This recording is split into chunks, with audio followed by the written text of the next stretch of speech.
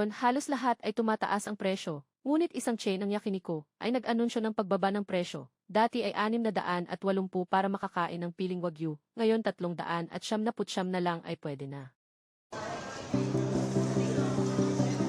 Inilagay sa grill ang Wagyu ng hapon. May kaunting wasabi, banayad ang anghang at malinamnam.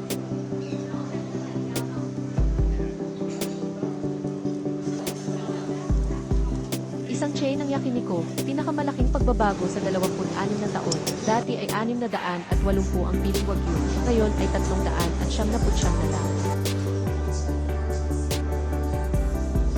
Dahil humina ang yen at malapit ang hapon, hindi naman laging makapunta sa hapon, kaya sa totoo lang, kung ikukumpara sa Taiwan, halos kapareho ng sa hapon. Mababa ang halaga ng yen, mas mura ang imported na baka ng hapon. May balitang sobra ang stock ng karne. Malapit nang mag-expire ang Wagyu. Napilitang magbenta ng mas mura, may mga diskwento rin sa mga mall.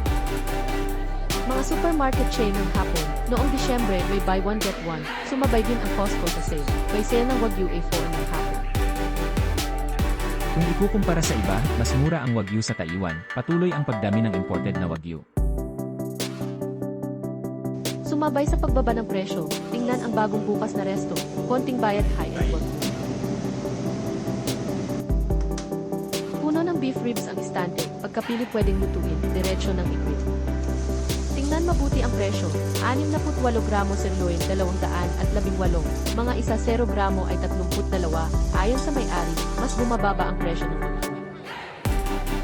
Noong 2018 ay 3,300 kada kilo, sa 2026 ay 2,300 na lang.